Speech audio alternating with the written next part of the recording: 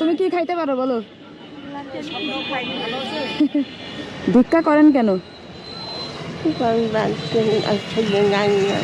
হ্যাঁ, আমার এক ছয় গাছ কাজ করতাম, গাছের ফলে পুরে মুজে যেতাম।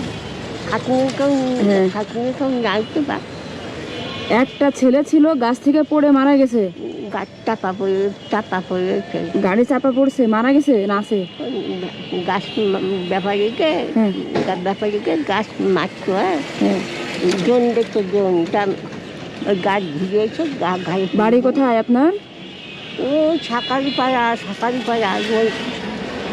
ওই ঘুনি আছে না, ঘুনি। হ্যাঁ হ্যাঁ, সাকারি পাড়া। প্রতিদিন ওইখান থেকে শহরে আসেন? হ্যাঁ হ্যাঁ, প্রতিদিন আসেন?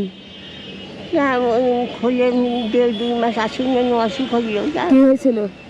অসুখ হলো, ঠান্ডাও আছে। দেখলাম অনেক সময় ধরে এখানে হাত পাতে দাঁড়ায় রয়েছেন। একজন 10 টাকা দিল, টাকা তো এখন কেউ দিতে চায় না। না না, হ্যাঁ, এটা তো ছিঁড়ে গেছে এই জায়গাটা। একটা কিনে দিলি আমার এক মা কিনে দিলি। দাদি কি আছে? আর আছে দাদি আর আপনি খান, তাই তো? না, বিটার বউ নয়। ও বিটার বউ আছে?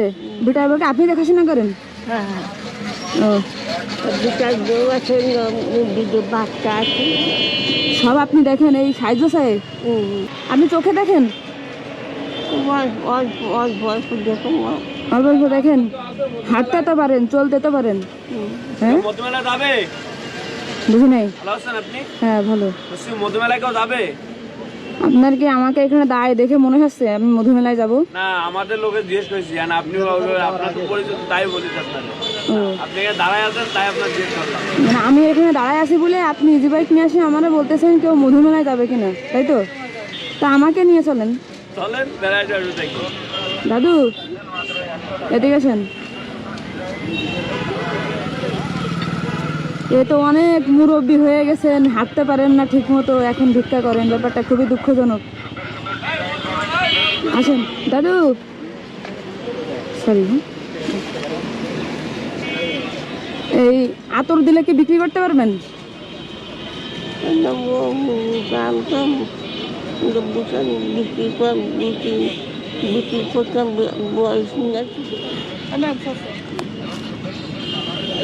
Thank you.